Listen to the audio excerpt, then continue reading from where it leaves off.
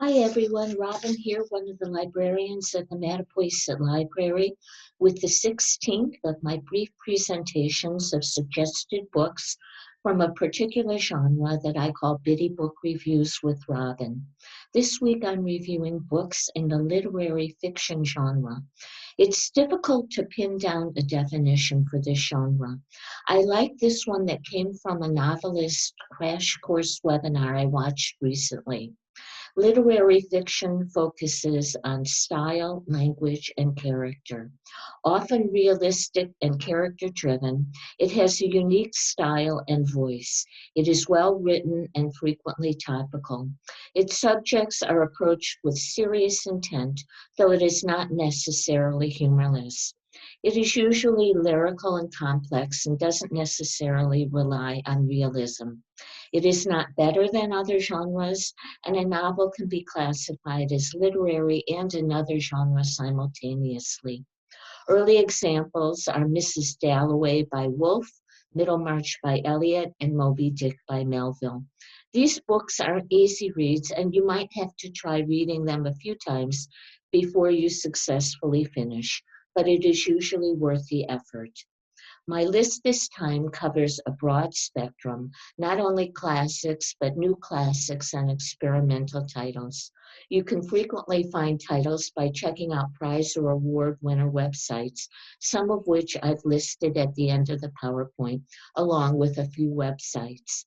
Again, get back to me with your thoughts via the contact information, which is on the last slide of the presentation, or go to the library's main webpage, mattapoisettlibrary.org, and click on Contact Us.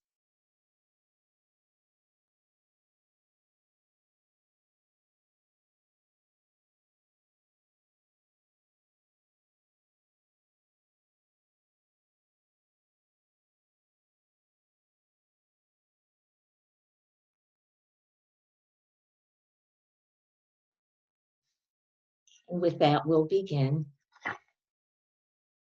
The first title is called Whereabouts, a novel by Jhumpa Lahiri. This novel, written by award winner Lahiri, author of The Namesake and interpreter of Maladies, is translated from Italian to English and is actually due out in 2021. Lahiri continues to focus on themes of attachment and estrangement as she depicts a woman's life experience as the woman looks back and ahead. Definitely worth checking out. The next title is The Glass Hotel, a novel by Emily St. John Mandel. This new novel by Mandel, author of Station 11, is a captivating account of how we search for meaning in our lives based on the paths we take. As Maureen Corrigan on NPR said, this literary fiction covers boundaries between past and present, rich and poor, and living and dead, dramatizing how precarious and changeable everything is.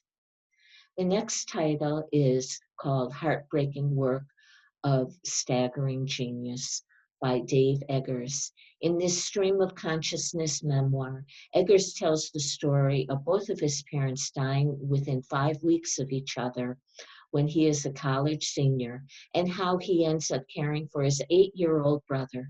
It's funny, touching, and brilliant, and I highly recommend it. The next title is The God of Small Things, a novel by Arundhati Roy.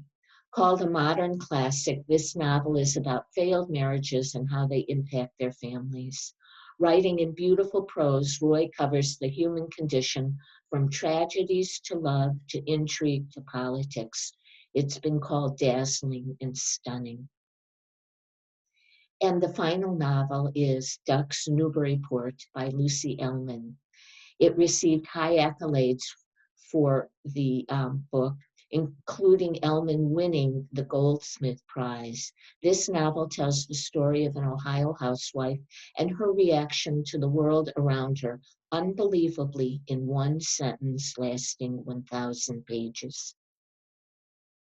Some additional titles are Daisy Jones and the Six, Everything is Illuminated, Hamnet, House on Mango Street, Manhattan Beach, Milkman, My Year of Rest and Relaxation, Underground Railroad, and What We Lose. I hope you'll check some of them out as well.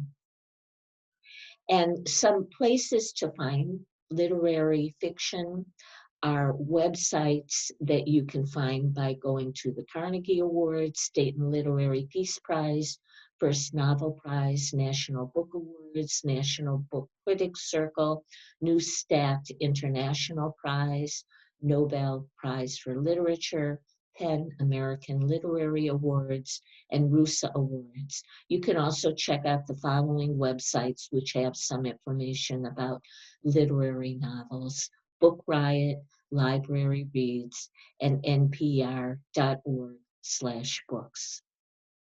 So thank you for coming, and please feel free to send your comments, questions, or suggestions.